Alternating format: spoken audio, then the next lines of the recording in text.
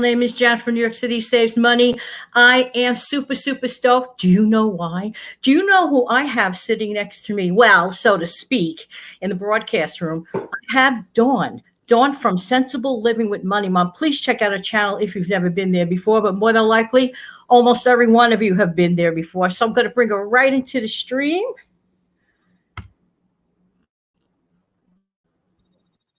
Dawn.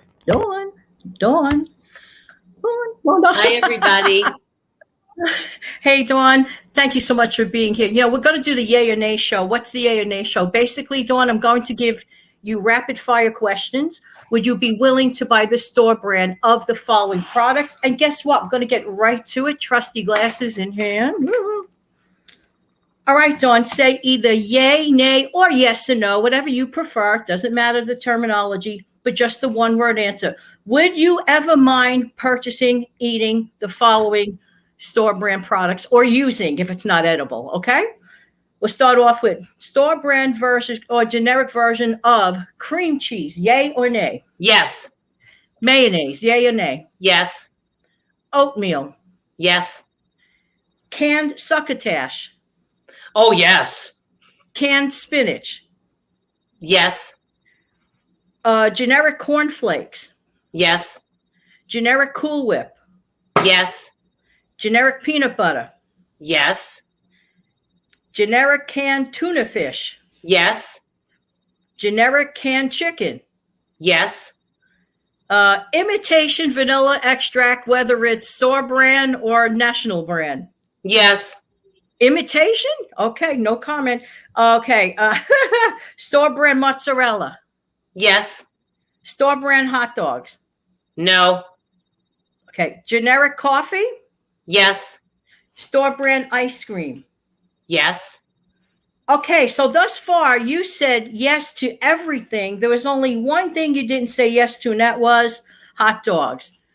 Talk to me about that. What is it with the hot dogs? Well, I rarely eat hot dogs, but I generally don't eat pork, first of all, just again, because my doctor doesn't want me to. It's not good for my blood pressure, but I like all beef hot dogs, and my favorite are Hebrew National and Nathan's. Once you have that brand, it's hard to go back to a generic. Now, I'll eat other kinds, but I don't like the cheap hot dogs, the ones that are like 50 cents a package. They just don't taste good at all. And so I would, if I'm going to have a hot dog, which is very rare, I'm going to buy all beef. Okay. I have a few more to go as far as like with some of the edibles. Yay or nay too, store brand version of Wheat Thins. Yes. Bottled water. Any brand bottled water? Yes. Flavored soda? No. Generic, now this is not edible, generic hair color? NA, non-applicable. Okay. Generic shampoo? Yes. Conditioner? Yes. Generic base makeup for your skin? Don't know what that is, so non-applicable. Like foundation? No, I know what that is, but I've never seen generic on that. Okay. Bathroom tissue? Yes. Okay. Well, you're very, very wide open to everything, but I want to get back to one that I was personally curious about. Imitation vanilla extract. You're open to using imitation vanilla extract? Yes, I am, because when I've been baking recently, especially in 2020, it was sometimes hard to find certain kinds of extracts, so you had to buy what you have. 2020 has taught me to be able to be flexible in changing brands and improvising and buying something else. In other words, they may not have ground beef, so you buy ground turkey, or they may not have a certain brand of whatever you use, so you buy a different brand. Having to be open and flexible about trying new products. So they may not have real vanilla, and I've never made my real vanilla. I'm actually thinking of making it because I hear it's easy to make and delicious. So if they don't have the real stuff and they only have imitation, I would purchase it. I prefer the real though, if I can. It's really true because real vanilla extract is quite expensive, and there is a way to do it. Oh, I can't wait. If you do show us that, let us know, please. Well, I've never made it, but I know that Frugal Joe mentioned that she makes her homemade vanilla. And a shout out to Frugal Joe and congratulations upon her first live stream. So if anyone has not seen Frugal Joe's first live stream, please head on over to the Frugal Joe channel. Very nice lady. Okay, now we're going to continue very quickly. Now, Dawn, a lot of times in attempt to save money, we tend to do things ourselves thinking that we may be saving a buck or two. But I'm curious to know, would you really do these things truly? Okay, so this is more like a would you ever type thing, yay or nay, yes or no, whatever terminology you'd like to use. So we're going to start with this. Dawn, would you ever mow the lawn yourself? Yes, I have, and Okay. I would. Okay, would you ever hang curtains standing on a tall ladder? Sure. If somebody would spot me, because whenever we're on a ladder, we spot each other for safety. Okay, would you ever paint a room by yourself? No. Okay, would you ever clean up after Fido after he messes up your rug? Yes. Okay, would you ever plunge a stuffed bathroom bowl by yourself? Oh, yes. Okay, would you ever trim the hedges? Yes. Would you ever cut your own hair? No. Would you ever give yourself a manicure? Oh, yes. Would you ever give yourself a pedicure? No. Would you ever color your own hair if you ever did color your hair? I have done it once and it was horrific, so no. Okay. So I wasn't suggesting that you do. I was just curious if you would consider it. Would you ever scrub a dirty litter box for a cat? Sure. Would you ever go skydiving by yourself? No. Would you ever tell Jan to stop asking these ridiculous questions? No, because it's fun. And I hope that the viewers will chime in on some of these for themselves. Yeah, well, that's the whole purpose of this thing. It's like to make us think like we say these things that we might do, whatever, but, putting people to the test. And thank you for cooperating with this, with the rapid questions that you had no knowledge that I was going to give to you. But let's reminisce for a minute while I have a minute of your time left. I am curious to know, we touched upon this on a personal call one day, and we could share this with the viewers. We were mentioning some products from yesteryear that we may miss.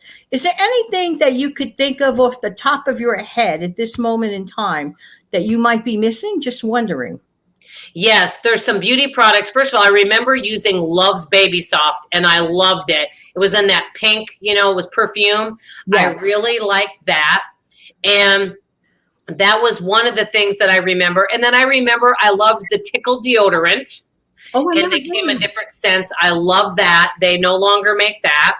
And let's see. So those were a couple beauty items. One thing I remember that I didn't like that a lot of the ladies in our neighborhood drank, and I couldn't stand it, and I think they sell it sometimes, is Tab Diet Soda. It was in a pink can, and I never liked it. I thought it was terrible. But the couple things that I loved was the Yoplait custard yogurt. I have not seen it, and they had a lemon flavor that I loved. And then these Philadelphia cream cheese bars were really good. And those were just a few things off the top of my head. Oh, yes, they also had these diet bars I liked, Figurine and Slender bars. And so I'd be curious if anyone remembers any of that. How about you, Jan? Yeah. They sound like stuff from the 1970s. There was a hair product back in the 1980s. It was called Stiff Stuff Hairspray. I mean, if you took a shower and blew your hair out, if you sprayed that on, it looked exactly as excellent as when a person steps out of the shower, blows out their hair. But when you touch it, the amazing part was when you touched it, it was like you would hear a sound resonating like this. Was it stronger than Aquanet? Because our family used Aquanet. Oh, it was amazing. Yeah, I don't know whatever happened to it. And I think there may be a product from the 1960s that might still be in existence called Dippity Doo. I don't know if it's... Oh, yes, I remember that. We bought that. Yeah. Do you know, to the best of your knowledge, Dawn, if Evening in Paris, if somebody could still find that, or is that gone forever? Which one? Evening in Paris. I have not heard of that, but we could Google these. There's still a company out there that sells these nostalgic products. It's quite expensive. One of my dear friends, who actually is a viewer of the channel, she sent me a bottle of Gee, Your Hair Smells Terrific, because I remember using that shampoo, if any of you remember it, Smells fantastic. And she sent me a bottle, but it was quite expensive because it's a kind of a blast from the past. Wow. It sounds so familiar. Do you remember what decade was that? Yes, 1970s. Ah. It's called G. Your hair smells terrific. Oh my gosh. And also I used to love the Herbal Essence, the original Herbal Essence shampoo, like the original one. Yes, I remember. I love that too. Very wonderful smell. Oh, we could just sit around and just talk about this all night. And Prel. Do you remember Prel? Yes. And you want to know what was so distinctive about the Prel? I believe that was the first company that made what they call the shatterproof bottle, because years ago, the shampoos came in glass. And that was the first one to come in a plastic bottle. Wow, you have such a good memory. I'm old. Dawn, I want to thank you so much for your time. Please head on over to the Sensible Living with Money Mom channel.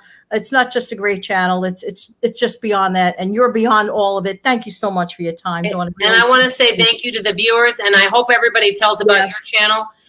It's not just the people that are doing the YouTube channels. It's the subscribers that make the channel. Oh, absolutely. We love them. And the comments are always more than welcome. Hey, you could play the yay or nay game at home. Just make up a list of things and, try it with a brother or sister or your mom or whatever. It's fun. I love it. Thank you, Jan. Thank you so much. Everybody have an amazing day. Thank you so much. Thank you. Bye-bye now. Bye-bye. Bye-bye.